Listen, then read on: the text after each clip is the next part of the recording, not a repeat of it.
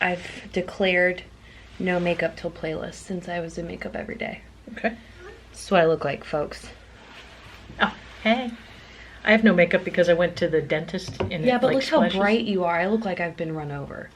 Well, I've also get plenty of rest. You've been working too hard. I'm just here to warn you guys, this is a filming of a podcast. Somebody wanted me to, one person, but you know, wanted me to warn them when it's a podcast. So this is a podcast. If you aren't interested in listening to what we have to say, Oh, okay. That's there's okay. that. Yeah. So, This is a podcast. this is our podcast, Love This For Us. We're gonna... I could have somewhere to put my foot. So do I. There. Okay. Oh, here we go. Here we go. Here we go. Welcome to Love This For Us. Welcome to Love This For Us. If you are not on my YouTube channel, on my Facebook page, we are also live recording this. Well, not live recording. We're recording this. Right. On video. So if you want to watch, stop staring at me. I know I look rough. No, you have sparkles. Yeah, the on your glitter face. that I wore Yeah. 5 days ago is still not coming off. That's there. So this is our podcast, Love This For Us, here on Anchor, Spotify. I think it's on Apple. Yep, I think it's on all platforms where you can get Yeah. podcasts. This is what we do. We podcast now. So We do. We kind of have an idea of what we want to talk about in our head. Okay.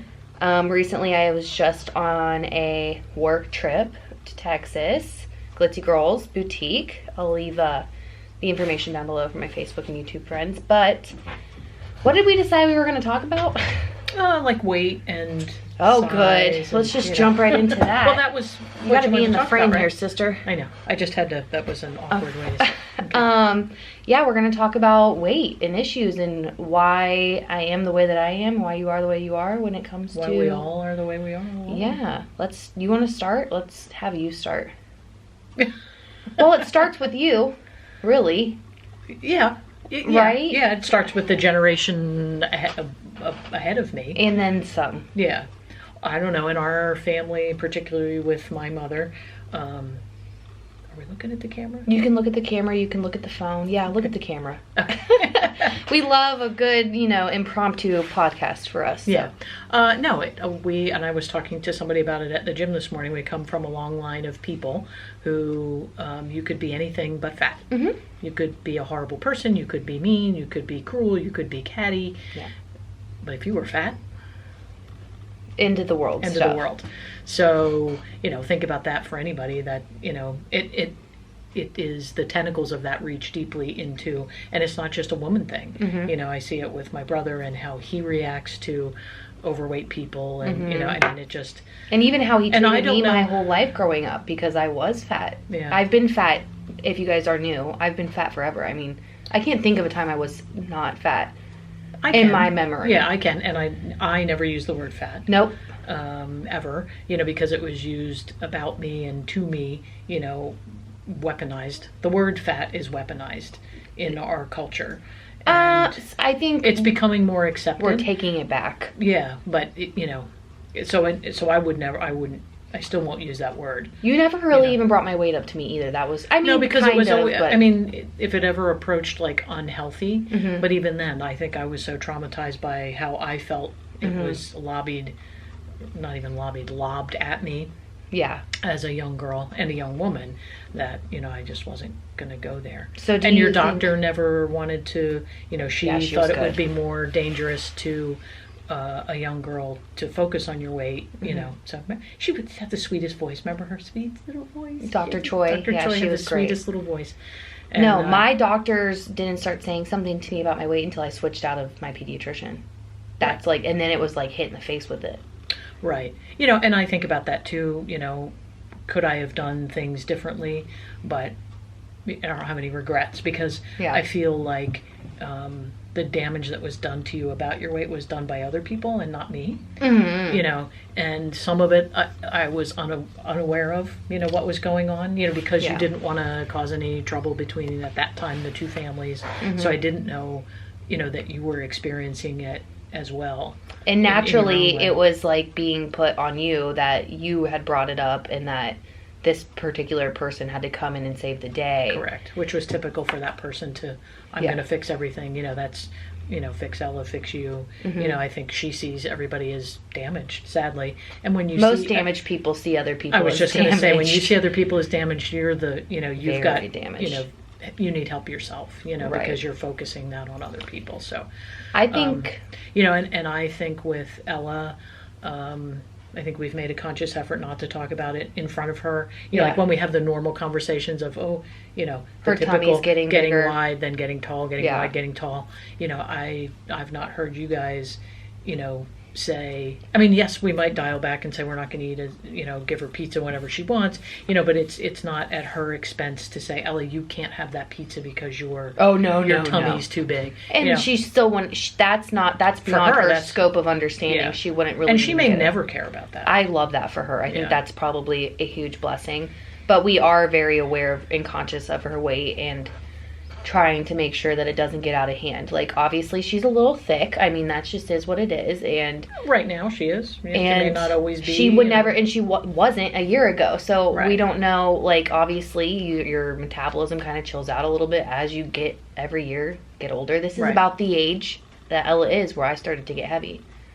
I was 8 when you and that person. So, well, I'm already on the podcast, so you heard his name. Got divorced, and that's Right. really when my eating issues began. Probably. That I yeah. can remember. Right. So, we have some eating issues, some disordered eating. And, it is, I was doing my meditation. I use the Calm app, also not sponsored, but I've been using it for a while and I love it.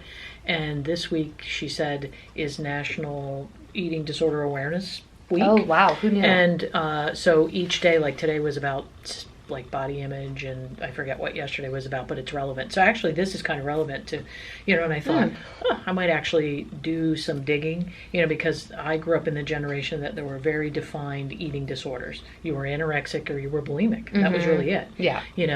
And we're learning now that there's disordered eating, and then there's, I forget the name of it. Binge eating, but there's the exercise one, which I've been guilty of that, where you eat kind of normal, but you exercise like crazy. Yeah. It has a name.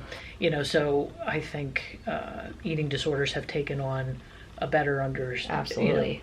It's more comprehensive than you're just not that. It's like anything with mental health even. It used to be you were this or you were this or you were this, and now there's like autism, there's a spectrum. Yeah, and I definitely have a binge eating situation that I've dealt with my entire life. That's more how I think I've put on weight forever, is just because I had to hide food for so long and like hide my eating. It turned quickly into like a disorder because it was frowned upon, and I was what's the word? I was made to feel different from everybody else in the house. Or does it make you upset? Yes, but I mean, okay. Well, we're past it now. And I mean, Yeah. I'm not past it. I obviously am carrying that weight, but it was like, you're overweight, you're fat, and you're the only one in this house on a diet, so you eat this and everyone eats that. Yeah, so I was like on Slim which Fast is like at like the 9. absolute worst thing you can do to anybody, Oh, to single absolutely. them out for anything. Yeah. No matter what it is. Everybody else in this house can do push-ups, but you can't. Yeah, it's so like you're everyone gonna else have to, can eat Pop-Tarts and ramen, and you get the Slim Fast in the fridge for 2 of your meals kind of deal. Right. And it's like, at the time, you're like, oh, okay, I'm still going to eat because, like, I'm hungry. So I figured out a way to get food, and that quickly turned into, like, getting out of control. And I hate saying... And that wasn't here, by the way. No, it was definitely not Yeah. here. But at the same time, like, I am almost 30 years old, and that part of my past, at some point, I'm going to have to, like, I forgive that person. And I also can't blame everything on one particular person or household, because that's just not the right thing to do. Because, I was impressed. I was a child, and I really had no say-so. But at the same time, like, there's people who have way worse situations and come out of it. And even though I didn't ever say anything to you about your weight, I didn't model good behavior for you. You had weird eating Yes, patterns. how many years did I drink 2 shakes a day and eat a sensible dinner? And we never had snacks in the house. Like, you didn't tell me I couldn't eat anything. You just never had anything in the house that was unhealthy. Ever. Right. And that didn't help me either, because then I would want those things and I would hide them or eat them too much, like, well, I can't take this home.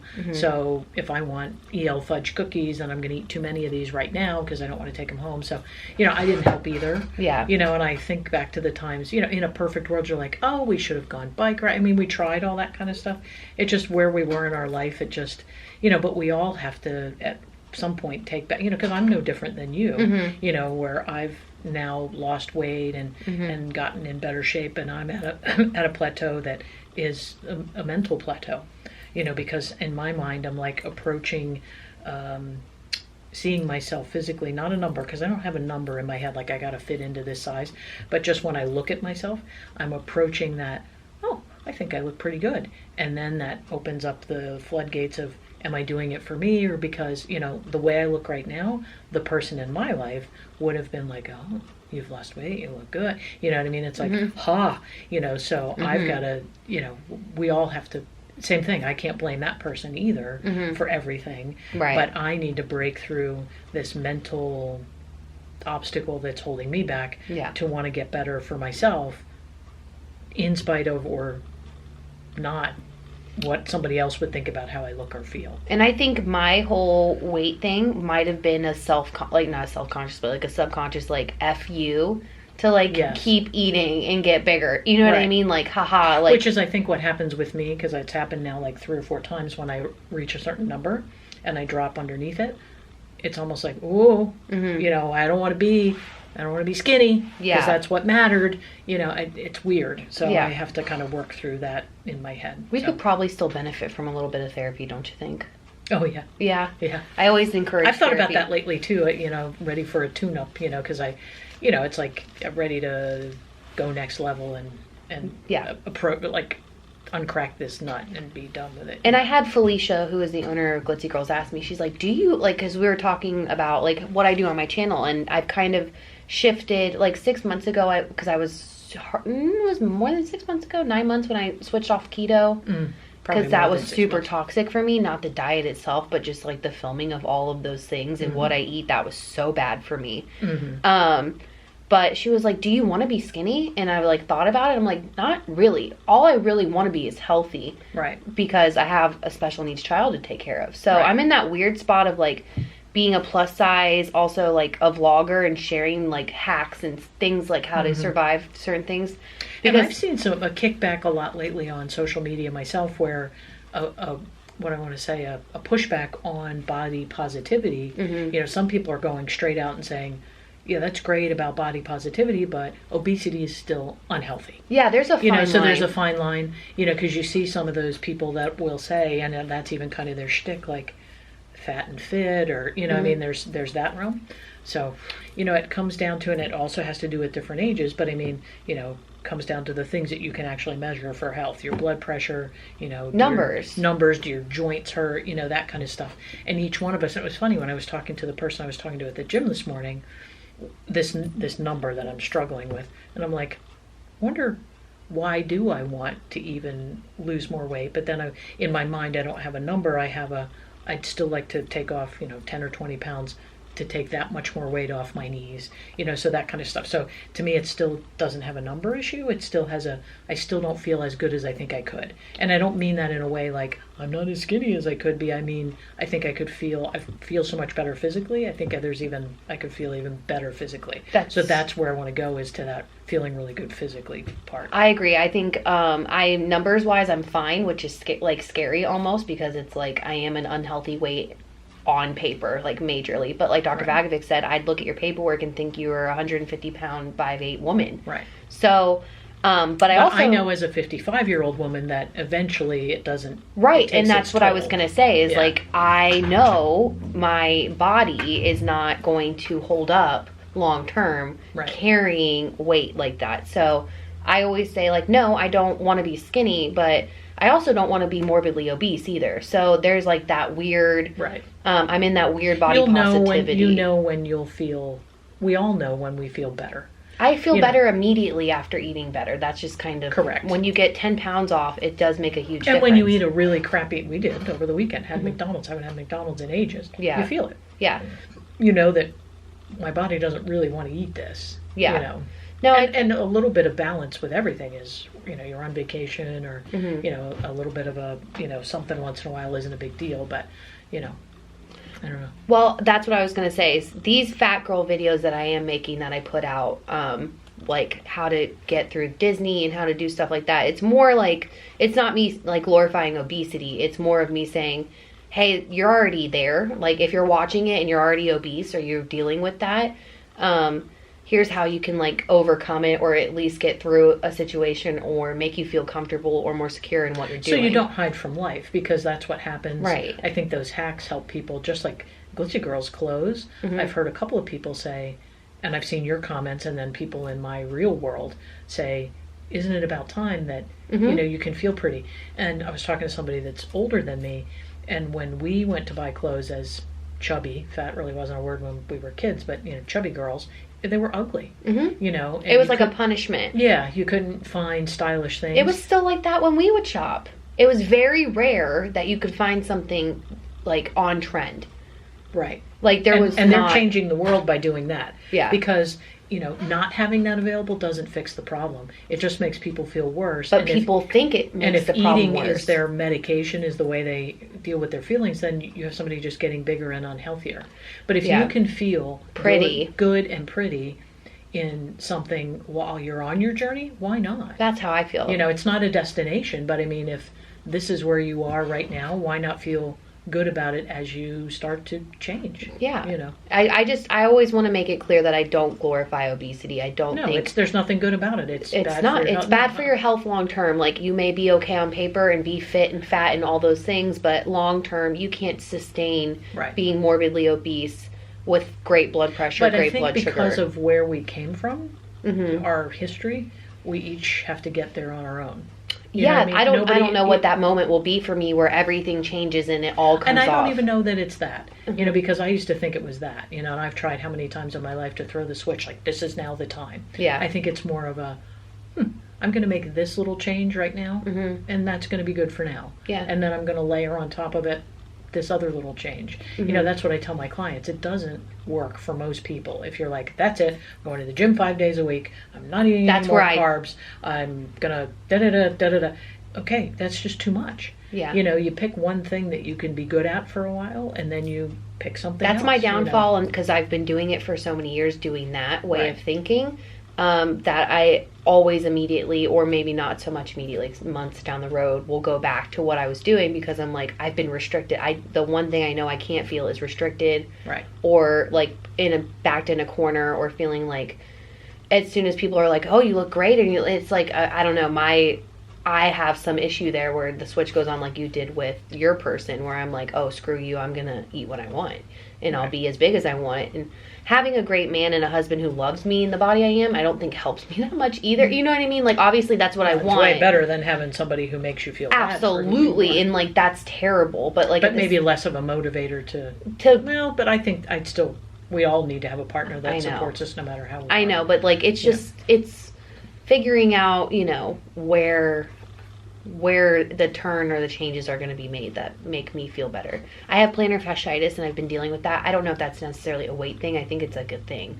It's a thing. I've had it before. It's flat. I'm flat-footed too, so that really doesn't help. But that bothers me, and I'm like, that would be like a motivator for me to like try and get some off. Maybe, I don't know. I think plantar fasciitis, it happens to people that run marathons, so I don't think that's necessarily a weight thing. Yeah, but it's awful. It's so painful, and it's just obnoxious. And that can actually hold you back from being physical. Yeah. And the other thing is, you don't particularly enjoy physical activity. I hate it. But a lot of fit. I shouldn't say that over and over again, but I've tried everything, and I never love it. Yeah. It's always. And a lot of people don't. So, that just, and they always say try to find something that you will enjoy. I like boxing, but I haven't found your thing yet that. I feel like I've tried all the things, though. Wouldn't you say? I've really tried everything. I just don't love it. It's not my favorite feeling. But then I wonder, too, is sometimes when people don't love it, it's because it's hard. And maybe because it's always been hard. Hard because of a person's size, then you're like, well, I don't like to exercise because exercise is hard and painful. And then again, that's where you have to make the slow changes to make it not, a torturous activity, because you want to do it for your body, not to your body. Right. And I tried to do things to my body for so long. That's why my knees are wrecked, and because I was just going to pound my body into submission. And that's probably the biggest thing I learned from Noom is, my mind is the biggest obstacle, not my body. Absolutely. Because my body will follow where my mind goes. But if my mind is like, you suck, I'm going to show you, we're going to, that's not good. Yeah, I feel there's a really thin line with the glorifying obesity thing and I don't ever want to cross that line one way or the other. You know what I mean? So I'm really trying to make sure that I'm very honest and clear about like why I share what I share about being overweight, because I have been overweight all of my life. The 20 plus years I've been obese or classified as obese, which that scale is totally crazy. But like, even if the scale wasn't crazy, I would still be obese. Does that make sense?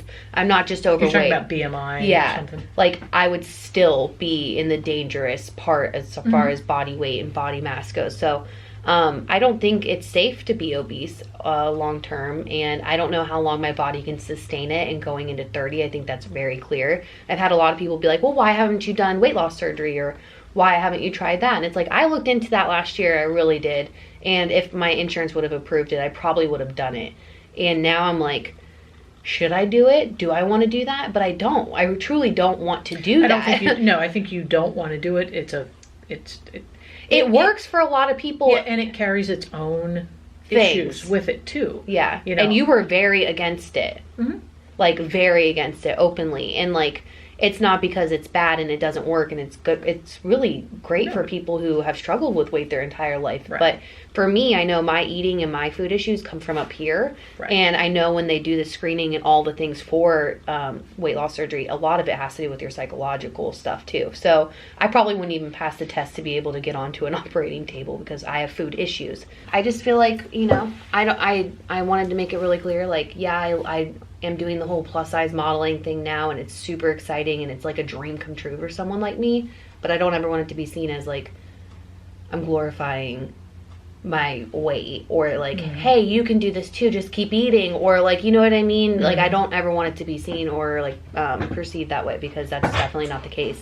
And I think it was good that I had that talk with the owner, because like, I don't want to be this size forever. But if I'm healthy on paper forever at this size, then I'd be okay. Does that make sense? Right. Like, it's just you have a good relationship with them, and they have a wide range of clothes. So I'm not tied into. Yeah, you suddenly go down 3 sizes. It's not like, oh, well, you can't shop here. I would hope that would inspire someone. Right. You know what I mean? Because I feel like that's what I really truly want to do here. Is I want to inspire people to not be held back by things. That doesn't mean I'm going to wear a bikini on the beach and take pictures and post them all over my Instagram. I'm not there, and I'll never be there. That's just not who I am. Right. Well, that's what stopped me mentally as far as being a trainer. Well, I'm not thin. I don't look like a gym bunny, and then, people kept saying, no, I mean, your story is your story. But you just said gym bunny. Like, you know what I mean? Like, that could almost be perceived as like, you're putting that person in a corner. Well, no, not that person, but in my mind, I had a vision of what I should look like if I was going to be a trainer. And I don't look like that. I don't look bad. You don't need to be.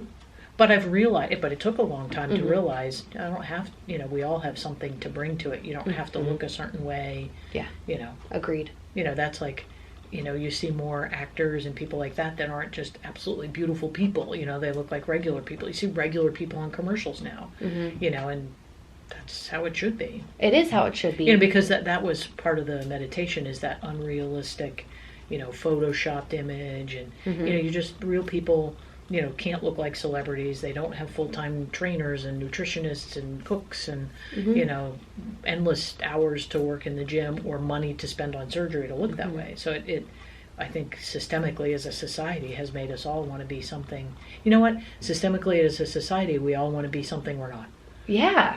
And it's as simple as a girl that has straight hair wants curly hair, and a guy that, I don't know, doesn't grow a thick beard wants a beard. I don't know whether that's unique to us as Americans, or it's, I think it's the just human condition. Yeah, I think it's the human condition. I think that's just something that has probably gone on since the beginning of time. Yeah, and we're so first world problems now. We have so much time on our hands.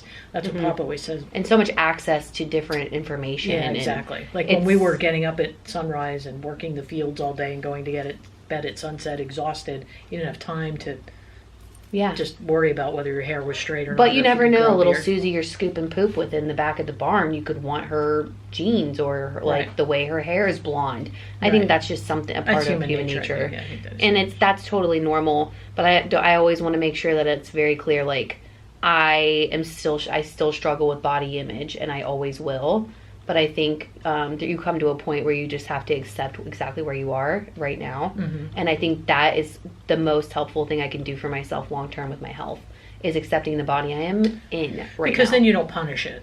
Because if you accept where you are and say, I don't want to live here forever. The self-loathing over the cookies and all the because then that can lead to, well, I might as well, I've had 3, so I might as well have 10. And that's where my brain goes constantly. And it's been a long time since I've had a moment like that. And I'm seeing the fruits of that labor, of that not being so hard on myself with my self-image. I'm kind of reining in all of the food eating issues that I've had because of the loathing of myself. Like, just like, you friggin' slob. Like, why can't you get it together? Why are you going to eat all this? Do you talk to yourself like that? I think so. In my head, when I'm doing it, I think I am. It's kind of like, why? Because I love you. I know. And I want you to have unicorns and daisies in your head all the You time. don't have unicorns and daisies either, do you? No, I don't. But I mean, as your mother, I want you to have unicorns and daisies. And as your daughter, I want you to have unicorns and daisies. So I think it's an interesting conversation. Do the cold shower at the end. I do at the end of my shower. I turn it to cold. Why? And say, because it's good for your immune system and all that kind of stuff. Mom. But I have all these and I've started it and I believe it. You know, I self-affirmations. I encourage myself almost out loud. I mean, if somebody walks in, they're going to think, oh, okay. I did that during. You got this. You can do it. You're going to have a great day. You know. Yeah. You put power. There's power behind words. There is, and there's power behind thoughts or words too. You know, so those negative. You really have those negative repeating thoughts. You know. Yeah, they're no different than putting them out into the universe. There's your internal dialogue is dangerous. And I think this whole thing that I'm starting with Glitzy Girls and doing the modeling and just really working closely with them, trying to make sure that like I'm reaching a market of people that have been kind of silenced as far as clothing goes and like what beauty standards are and all that jazz. I think that's fulfilling me in a way that is making me want to push and be better myself. So it's good. It's really good for me. It's really good for me. And to see some of those comments of the girls saying, I feel pretty for the first time, and I mean, that's just, we should all feel pretty. It breaks my heart, honestly, but at the same time, I can relate. Yeah. So I think that's kind of where we'll leave it, is like, I just wanted to be clear because a lot of my videos this last week were like plus size model, plus size, plus size, plus size. I've been really... Well, that's just where you were this week. Next week, I did Disney and I've done... next week something could go on with Ella at school and it's all autism. Yeah, week, that's kind of what my life is. I share where I'm at right now. And I really do enjoy sharing my life experiences and trying to make the best out of it. And I think that's why people are so attracted to you, is it isn't a photoshopped version of your life. Because I'm beautiful. You are beautiful. You are. But you're real. You know, and so much of what we see on social media is well crafted and sculpted to be...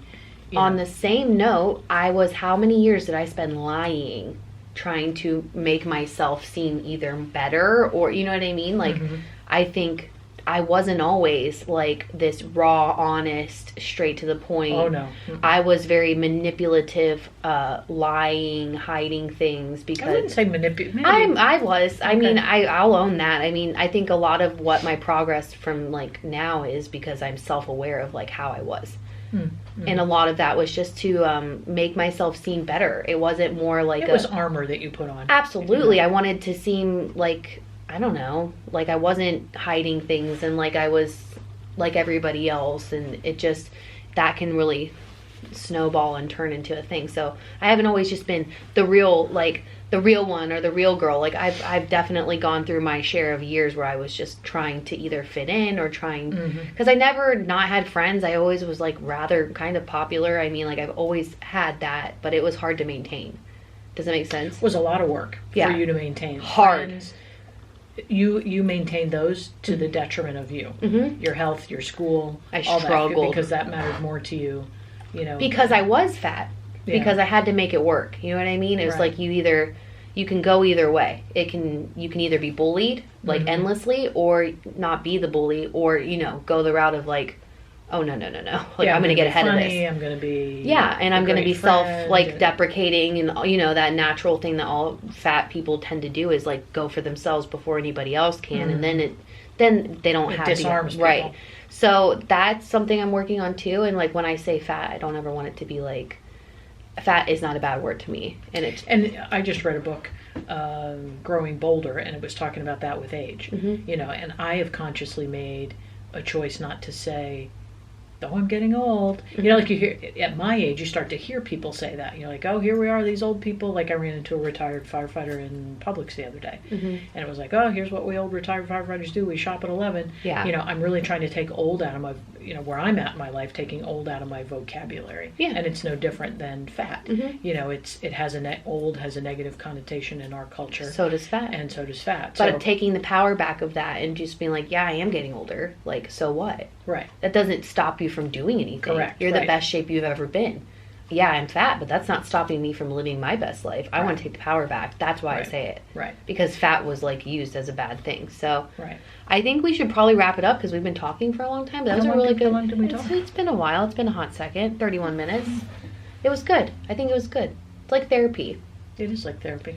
Yeah, but if you guys are watching, we appreciate any input. Yeah, how definitely. You deal with it, how you feeling? How you living? Yeah. What are you struggling with? Can we help? What can we talk about? Yeah. What can we talk about more in depth? Yeah.